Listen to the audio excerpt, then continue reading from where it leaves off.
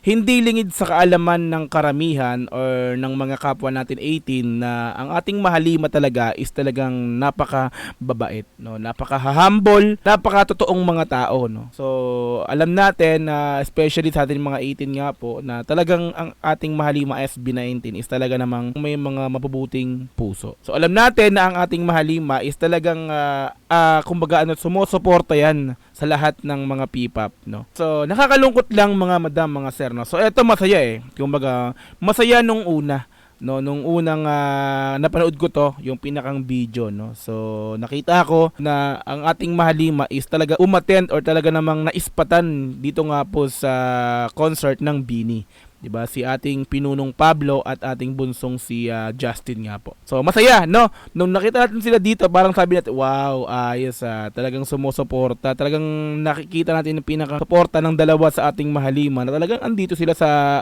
concert ng BINI na kung saan is laging pinagkukumpara, no? Yung dalawa nga pong grupo na to, SB19 at BINI. So, yun. So, syempre, bilang isang hari ng P-pop, no, so baga king of P-pop sa Pilipinas, kailangan suportahan natin. Ganun yung ginagawa ng talagang, kumbaga pinapakita talaga nila na eto kami. 'Di ba? Suporta kami sa lahat. Wala kaming pinipiling suportahan. So lahat 'yan, lahat basta P-pop, o suportahan 'yan.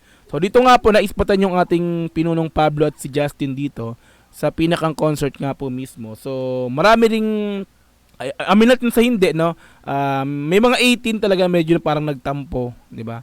Ayan, no? Kasi nga po awarding din, no? Awarding din that time na to ng P-pop Music Award, no. So Hakot Award ang ating mahalima doon, no. So yun. So medyo parang may mga iba na 'di ba, nagkaroon ng parang tampo. So ulitin ko, aminin po natin sa hindi, talagang may mga ganun. So kasi nga daw po is instead nandun sila sa awarding is wala sila doon, walang representative daw, no. Nabasa ko lang wala daw representative ng mahalima doon, even sa mga staff ng 1Z or 'di ba?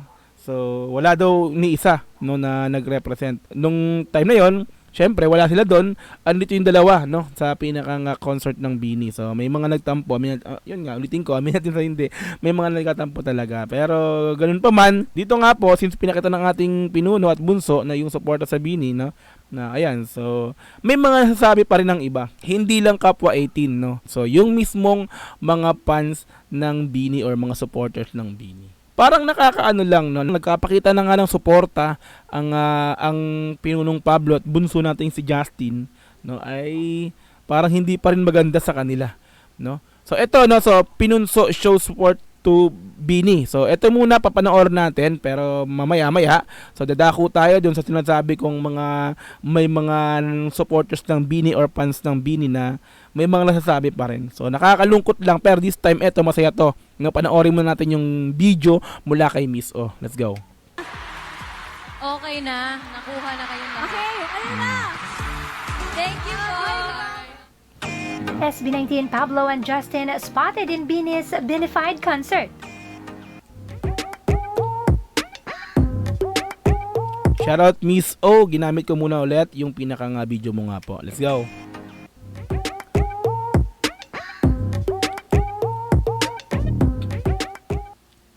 Yes, our pinunso Pablo and Justin are spotted in BINI's Binified concert at the Philippine Arena to give support to the girls. Nice yan. Yes, speaking of friends, nandito din ang ilan sa mga kaibigan natin. Ang ilan sa mga kaibigan natin, sabi niya itong, hindi ko kilala So yun, ilan sa mga kaibigan natin. So it means, kaibigan ng SB19 ang BINI. So wala silang nagiging problema talaga, mga mga fan lang talaga, no. So yun, so this time, sinabi rito na kaibigan natin. Okay, tuloy natin to. Speaking of friends, nandito din ang ilan Speaking sa of mga friends. kaibigan natin. SB19, Kuya Pablo! Okay na, nakuha na kayo lahat. Okay, ayun na! Diyan, nahiya. Thank you po. Okay naman. Yeah, so talaga dito pinakikita ng ating Pablo at ating Justin dito na talagang, di ba? Ano sila, parang nahiya pa sila na lamang nandun sila, na talagang, di ba, syempre, napaka di ba? Di ba? humble, napaka talagang mahiyain kapag hindi sila yung nagpe-perform, no? Kapag sila yung pinakang audience, kapag sila yung nanonood ng talagang ng concert, no, sila yung nagiging parang 'di ba? Kumbaga nilalagay nila yung sarili nila bilang fan din kapag hindi talaga yung nagko-concert sa stage, 'di ba? Ganon ka yan, humble ang ating Pablo at Bonsol. Thank you! Okay naman! Thank you! Thank you, Kuya Pablo, Kuya Nas. Thank you. Thank you, Mama Og. Napaganon pa si Pablo, 'di ba? Thank you, Mama Og. Si OG Diaz andyan sa baba ng Okay na. sa baba nila Kuha na Pablo. kayo. Okay, ayun na! Thank you, okay naman. Thank you. Thank you, Mama Og. Thank you, Mama Og. O, di ba? So, yun, doon, no, nakita natin dito mga madam, mga sir, no? Nakita natin dito talaga, yung pinaka-presence talaga. Talagang, andito talaga yung ating mahalima, Pablo, at ating bunsong si Justin. May mga fan war, di ba? May mga pagkukumpara, di ba? From group ganto, tapos group ganto, no? Pero sila, di ba? Alis sila sa concert, di ba? Kumbaga yan kasi nga sila yung pinakang king of P-pop, na nabansagang king of P-pop talaga yan sila, 'di ba? Syempre. So parang sa amin din sa rap industry, 'di ba? Merong king of rap, 'di ba? So masasabing king ka, hari ka, 'di ba? Pagka andun ka dun sa event, sa mga ganap ng mga mo. 'Di ba? 'Di ba? Parang sa amin sa rap pa ito pupunta ka syempre sa event para parang suportado ko to, syempre ako yung pinakakinikilalang hari. Ganon din sila, no? Ganon din ang ginagawa nito ni Pablo at ni Justin, di ba? Although wala yung tatlo, no, si Ken, si Stel at si Josh. So sila yung pinaka-representative ng SB19, nandito sila. Naispatan talaga sila, no? Kaya masabing support, no? Suportang tunay, no? Hindi yung pagpapakitang tao.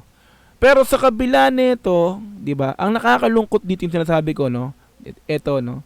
Ang nakakalungkot dito, merong mga fan ng kabila, taga-supporters, na sa kabila ng ginawa ng SB19, ginawa ni Pablo at ni Justin dito sa concert ng Bini, is may nasasabi pa.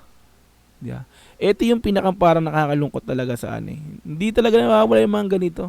Nakita naman nila na okay yung dalawang grupo, 'di ba? Wala namang problema, 'di ba? Kasi noon pa 'di ba, may mga video na tayo nakikita, no? Sa awarding din noon. So ano bang awarding noon? Sa Filipino Music Award ba 'yon? Filipino Music Award, no? Awarding, tama ba? Correct me if I'm wrong, no? Andun din yung Bini na pinuntahan ni Estel naman. 'Di ba? Dinaanan ni Estel, nakipagbeso-beso, nagpa-picture yung 8, 'di ba? Lahat sila. No, ganun naman sila, okay naman sila. So nangyayari lang talaga is meron lang talagang mga fan na talagang makikitid yung utak. 'Di ba? So yun nga, no. So speaking makikitid ang utak, eto na nga po puntahan po natin yung mga post sa social media na sa kabila ng ginawa ni Pablo at ni Justin na dun sa mismong event, may mga nasasabi pang hindi maganda. So puntahan natin. Okay? So eto mga madam, mga sir, no, eto yung sinasabi ko, no. Kawawang SB19 na pag-iwanan na talaga. Pagkatapos ng Bini sa PH Arena, may Coachella at sinulog pa sila next year. Grabe talaga. Ibini, kayo talaga ang biggest P-pop in the Philippines. 'Di ba? Kawawang SB19. Paano naging kawawa? 'Di ba? So ito yung post, tapos may mga nakikita akong nag-send ng photo. So na-screenshot siguro to sa isang post din, tapos kinoment dito sa comment section ng nasabing post na to. Ito yung pinakang screenshot. See, kahit sila napapanood ng concert ng 8, ganyan kagaling Bini, soon billions na ang blooms after ng Coachella, inggit na naman mga oats. Grabe to. Di ba? Ba't kailangan may mga ganito pa? Nakakalungkot lang, di ba? Ba't kailangan may mga ganito pang mga kailangan sabihin? Hindi nila kayo magpasalamat. Wow, galing naman talaga ng SB19. Napakababait naman. Napakatalagang suporta pa rin sa di ba? Suporta. Galing naman. Congrats. Nice SB19. Salamat sa pagsuporta sa aming sa aming ganito ganyan. Sa aming, di ba? Sa aming mga idol, di ba? Dapat gano'n na lang yung sabihin eh. Gano'n na lang sabihin, wag na yung mag-asalta pa ng mga ganito. 'Di ba? 'Di ba? See, kahit sila napapanood. Kasi nga sumusuporta ang SB19 sa mga P-pop. Hindi porke nandun parang, 'di ba? Nagagalingan na. Oo, nagagalingan, pero wag mong sabihin na parang sobrang ano, 'di ba? Sobrang galing ng Bini kaya gusto ring panoorin ng SB19. Kaya nandun ng SB19 kasi suporta sila kasi P-pop 'yan. Kasi sila yung hari. Yeah, hari ka, 'di ba? Hari ka sa isang industry, sa isang ano, sa gantong larangan, 'di ba? Siyempre yung mga ano mo, yung ka-industriya mo sa gantong larangan, susuportahan mo yan bilang isang hari. Ganun yung dapat yung ugali ng pagiging hari. Hindi yung ikaw lang yung dapat na pinapanood. Yeah. Maranasan mo rin na kayo yung manonood sa mga kapwa mo, 'di ba? Kapwa mo P-pop. 'Di ba? Pasalamat na lang sana kayo mga blooms, wag na sana magganito. 'Di ba? Nakakainis yung mga gantong mga fan, no? 'Di ba? Ewan ko ba, no? Ibang utak naman ganito.